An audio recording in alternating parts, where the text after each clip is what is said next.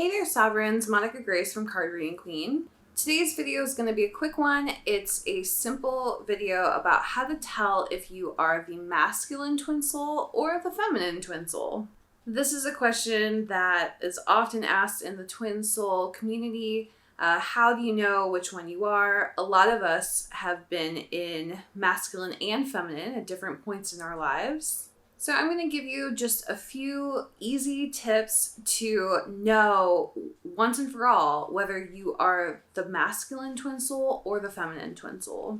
Now, of course, this is really important to know as within every twin soul union, there is a masculine and feminine and embodied energy. I want to be clear. And I want to just say that masculine, feminine, it has nothing to do with gender.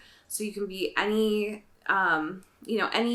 color, any rainbow colored relationship that you like, LGBTQIA plus, anywhere on the spectrum, in terms of your sexual preferences, in terms of your gender. None of that stuff matters.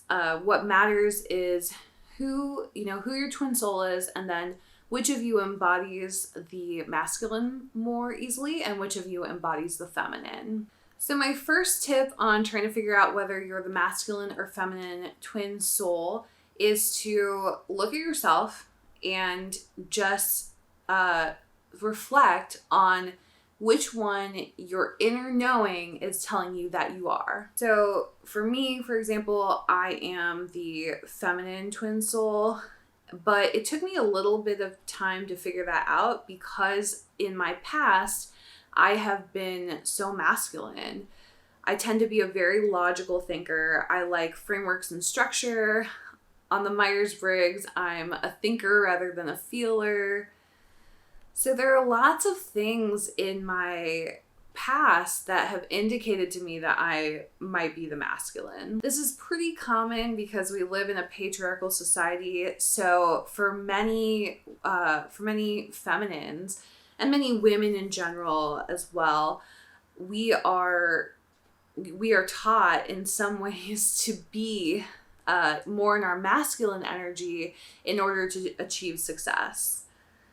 So that was my own experience, is that I tended to be in my masculine energy quite a bit as a child and then going into adulthood. So that was a little bit confusing for me as I was entering this awakening and this journey. So that's my first tip, is to just think, just find a quiet space or a couple minutes and just kind of look at, which one do you feel like you probably are? Because the truth is that your inner intuition knows exactly which one you are. And so it's just about clearing away kind of the muck and the expectations you've placed on yourself to figure out, well, which one do I really embody? My second tip is to look at your twin soul. Now, your twin soul is going to be a little bit easier to tell because it's not you and it's not based on your own personal, esteem issues about yourself. So it's not based on like, oh, in the past I did this or I had this behavior or whatever it was. So it's much easier to look at another person. So if you look at your twin soul, you can probably tell, and again, I'm just going off of intuition. So you're just going to go off of like, what do you truly feel inside you? And like when you connect to your source, like what does that person radiate to you? What energy do they seem to sink into more naturally? And so you can look at your twin soul and you can do the same thing and say like, is this person the masculine or are they the feminine? And that will help you because you're really never going to have two masculines in a relationship and you're never going to have two feminines. So it's basically you are one or the other. That can be another kind of easy way to tell pretty immediately, because if you know that person is definitely the feminine or the masculine, then you can say like, okay, well, I'm probably the other one. So my next tip is to look at some of the masculine and feminine traits and figure out which ones resonate most with you. This one's a little bit trickier because the truth is we have both masculine and feminine inside us. The other thing is sometimes we have been told or have been conditioned to act a certain way or that we are a certain way. And so sometimes we can be in our own wounding around some of these traits. So for example, one trait of the masculine is, of the divine masculine specifically, is that they take on a lot of responsibility. So there are probably lots of feminines who feel like, yeah, I take on responsibility. You know, I'm a responsible person. And that's all true. But this is specifically responsibility within the union. And that I think is a little bit, it's harder to explain. It's really this idea that the masculine is the more active twin in terms of the physical reality, and so they're gonna be the ones stepping up to the plate, that they're trying to make things happen. Lots of feminines unfortunately can get into that mode, and they get into it on a very distorted side, unfortunately. So they may be taking responsibility for something when it's really the masculine who should be taking the responsibility, and they should be kind of stepping back and just magnetizing or receiving. So this way is a little bit more complicated, and I'm sharing it not because I want to confuse anyone, but because I want to just provide a more, more detailed way to figure this out. So what I'm going to do is I'm going to read the traits of the divine feminine, and then I'll read traits of the divine masculine. And again, what I really want you to do is to look at which one resonates most with you. So let go of who you think you are and let go of your past, because that is not going to be helpful to you right now. This is all about your inner knowing and like which one would you rather be, basically, or which one sounds delicious to you, which one sounds sweet to you, and choose that one, because that's the one that you're most likely designed for, and the one that your higher source or that God or the universe, whoever, has designed you for, and it's probably the design of your part within your twin soul union as well. All right, so here's the divine feminine traits. Faithful, magnetizing, expressive, flowing, self-assured, manifesting, intuitive, developing or educating, centered or balanced, receiving, nurturing, connective, collaborative, truthful, and seeking and creating beauty. So that's the divine feminine. Now I'll go to the divine masculine.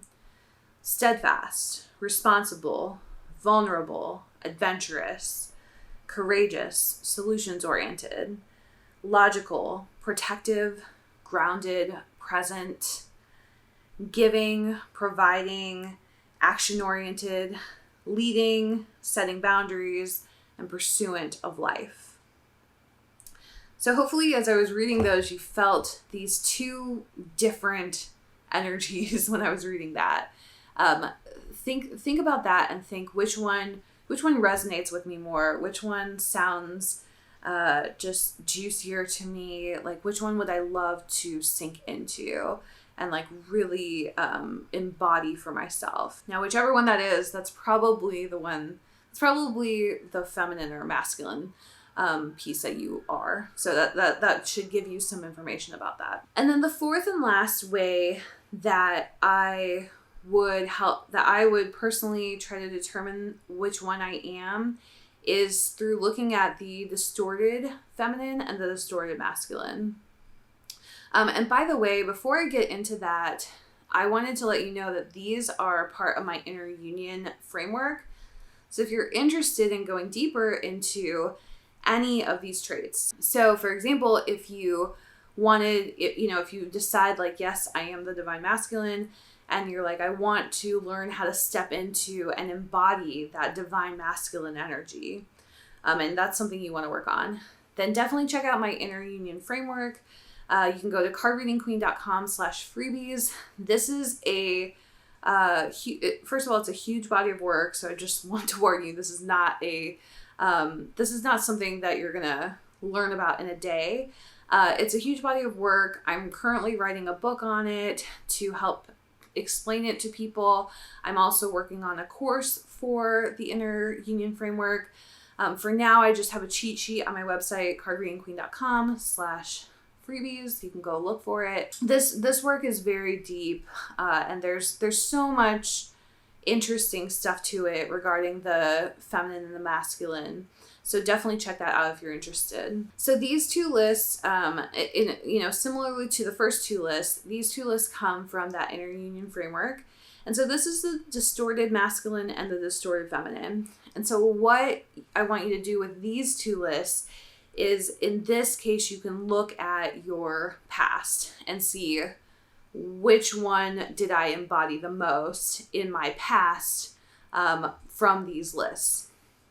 Now, there's one caveat, which is what I mentioned earlier, which is that lots of both women and feminines, so don't take it to mean gender or anything, but feminines, which many of them also happen to be women in this lifetime, lots of feminines have been taught to enter the distorted masculine in order to achieve success in our patriarchal society. So I just want to put that out there because you may resonate with both of the lists. So you may be like, yes, I have some distorted feminine and I also have some distorted masculine.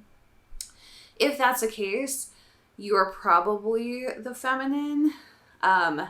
If you are more of the person who says, I resonate with the distorted masculine and the distorted feminine is like not who I am at all in my past, then you're probably the masculine. So I will read the list now, and again, I encourage you to just go into your inner knowing and tap into your intuition and just see like which one resonates more for you from your past experiences and your past behaviors. So for the distorted feminine, neurotic, seductive, manipulative, hypersensitive, hyperemotional, nagging, validation seeking, disempowered, helpless, fantasizing, vengeful, comparing, codependent, chasing, submissive, conflict avoidant, superficial. If any of that resonated with you, you may be the feminine. We'll do the distorted masculine now. Hostile, controlling, unavailable, flaky, looking at the world in terms of winners and losers or feeling like a loser, power hungry, calculated, looking at the world in terms of weakness and strength or feeling weak in the past. Hierarchical, which means basically that you rank things. So it's kind of a hard word to pronounce. So, sorry about that. Separated, withdrawing, isolating yourself, hermiting, dominating, ordering, and by ordering I mean like putting things in order, or creating order from chaos. Ruling. So with this one, I think of, like a king or like a duke or whatever. But basically trying to exert your rule or your control over others. And possessive. So that's the distorted masculine and the distorted feminine. Again, two very different energies. One's certainly much more active and like trying to exert control over things. The other is more passive and what may be considered, either feeling very weak or working through manipulation or comparison or the superficiality. So it's kind of the one associated more with, like petty drama, I guess, would be like kind of the best word or the best like phrase to describe it. So if one of those resonates with you more, that can also give you an indication of whether you are more on the feminine side or the masculine side. Now I want to say again that we do have both masculine and feminine within us. Knowing whether you're the masculine or feminine, that is valuable because it helps you just work within your soul design, basically. So if you are the feminine, you are going to see much more success in everything, not just in your twin soul union, but in everything in your life when you switch to the feminine mode of doing things most of the time. So it doesn't mean you'll never have to use your masculine, but it does mean working within your feminine energies. When you do that, that allows your masculine to work within his masculine energies. And then, of course, ideally, you are going to be shifting from some of those distorted masculine and feminine traits that I mentioned, shifting to the divine masculine and feminine traits. And so that's like a whole other process. So you can know that you're the feminine, but if you are operating in more of a distorted feminine method or energies, then that is going to cause trouble in your union still. So the ideal is to get to not only the one that is right for you, and that is your soul design, so that your counterpart can be in the one that is their soul design, but it's also for both you and your counterpart to move to those more divine traits. Obviously you don't have to be perfect, but most of the time you want to be working from those divine energies rather than from the distorted ones. So I hope this was helpful to you in figuring out whether you're the masculine or the feminine in your twin soul union. I have found this very useful for myself, and once I figured out that I was a feminine, which was a really challenging thing for me to accept at first, because I did grow up in a patriarchal society and I did want to achieve success. And I did see quite a bit of success using some of the distorted masculine. So I was able, doing that was actually really helpful to me. Unfortunately, what happened is that I was achieving a lot of outer success without achieving inner success. And the reason is because, it just makes so much sense, because I'm not built to be the masculine in this twin soul union. So of course I was achieving things that looked good on paper, but it just wasn't resonating with me. It was actually making me really miserable and depressed.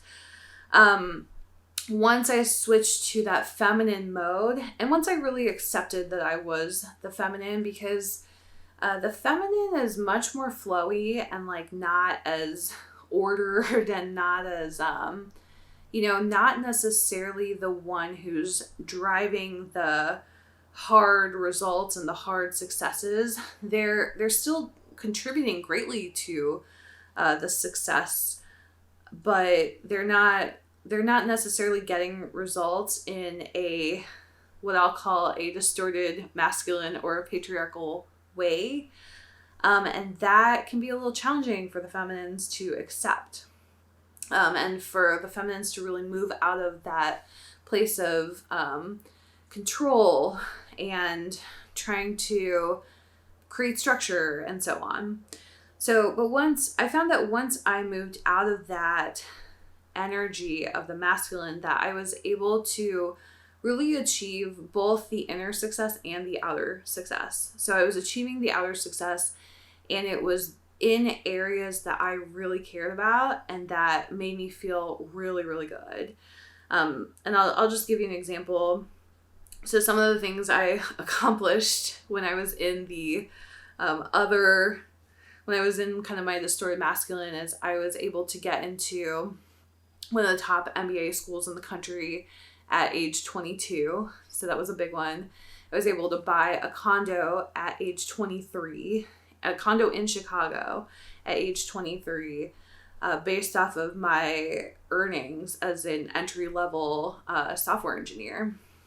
And then I was able to switch careers and work my way up to a 6-figure job in marketing at tech startups. So that was a lot of external success for me at a very young age.